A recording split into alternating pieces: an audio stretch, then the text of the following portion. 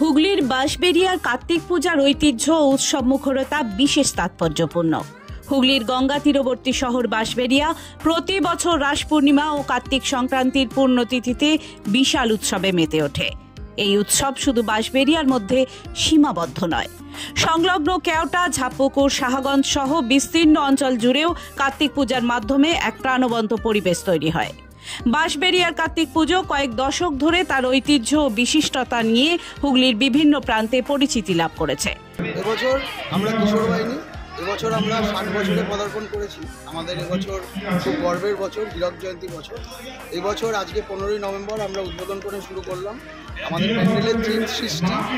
উদ্বোধন করেছেন টলিউড খ্যাত অভিনেত্রী রীতা দত্ত চক্রবর্তী এবং সাথে ছিল মিরাক্কেল খ্যাত পলাশ অধিকারী, এবং এছাড়াও আমাদের মাননীয় বিধায়ক তপন দাশগুপ্ত মহাশয় ছিলেন, আমাদের চেয়ারম্যান আদিত্য নিয়োগী মহাশয় ছিলেন এবং ভাইস চেয়ারম্যান শিল্পী চ্যাটার্জি ছিলেন। আমি দর্শকদের কাছে অনুরোধ জানাবো, আপনারা আসুন, আমাদের প্যান্ডেল দেখুন, এবং 19 তারিখ আমাদের বর্ণাঢ্য শোভাযাত্রা রয়েছে বাঁশবেড়িয়ায়, সেটাও উপভোগ করার আহ্বান জানালাম। ধন্যবাদ। 60 বছরে কি থিম?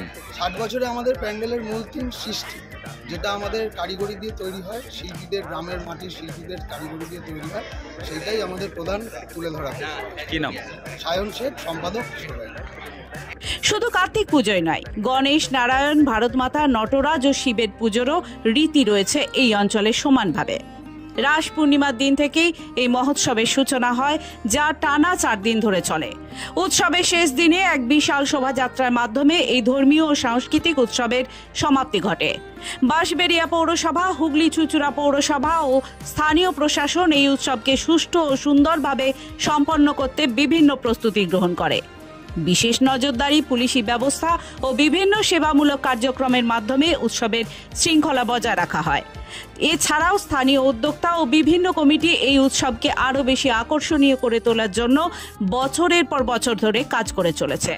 এই মহোৎসবকে কেন্দ্র করে বিভিন্ন সাংস্কৃতিক ও বিনোদনমূলক অনুষ্ঠানও অনুষ্ঠিত হয়।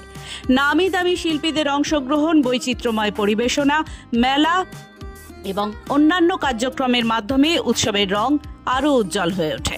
এটা আমাদের 71তম বছরের পুজো, কুণ্ডুবুই নটরাজ, যেটা রেজিস্টার অর্গানাইজেশন হচ্ছে নবমত। তো আজ আমরা রহল রামকৃষ্ণ মিশনের যে প্রধান আছেন তার হাত দিয়ে মণ্ডপে ফিতে কেটে উদ্বোধন করলাম। আর আমরা কোনো সেলিব্রিটি আনিনি, আমরা বিশ্বাস করি সেলিব্রিটিতে করে মানুষের জন্য কিছু করা উচিত। সেই জন্য আমরা 250 লোককে আজকে কম্বল আর শাড়ি দিয়ে আমাদের উদ্বোধনটাকে স্মরণীয় করে রাখতে চেয়েছি। তো এবছর যে আমাদের থিমটা করেছি সেটা হচ্ছে বাণিজ্য।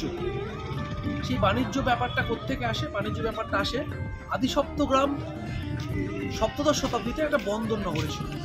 আমাদের থিমের মাধ্যমে আমরা 7দশ শতাব্দীর বন্দর নগর যে নগরীটা, সেটাই তুলে ধরার চেষ্টা করেছি।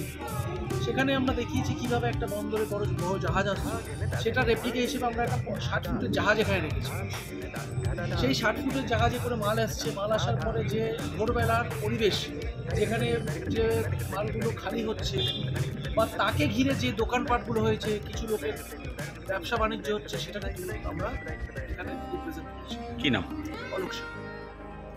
এবারে বাঁশবেড়িয়ায় কিছু পূজা কমিটি বিশেষ জয়ন্তী পুজোর আয়োজন করেছে। এটি দর্শনার্থীদের মধ্যে বাড়তি উত্তেজনা ও আগ্রহ সৃষ্টি করেছে। জয়ন্তী উপলক্ষে বিশেষ রীতি মেনে পূজা এবং উদ্বোধনী অনুষ্ঠান ইতিমধ্যেই সম্পন্ন হয়েছে। বাঁশবেড়িয়ার কার্তিক পূজা শুধুমাত্র একটি ধর্মীয় অনুষ্ঠান নয়, এটি একটি ঐতিহ্য যা বছরের পর বছর ধরে মানুষকে একত্রিত করে তাদের জীবনে আনন্দ ও উৎসাহের বার্তা আনে। স্থানীয় বাসিন্দা ও দর্শনার্থীদের সমন্বয়ে এই উৎসব আরও বৃহৎ রূপ ধারণ করেছে এবং ভবিষ্যতেও এই ঐতিহ্য অব্যাহত থাকবে বলেই আশা করা যায়। Bureau report, Hooghly Times.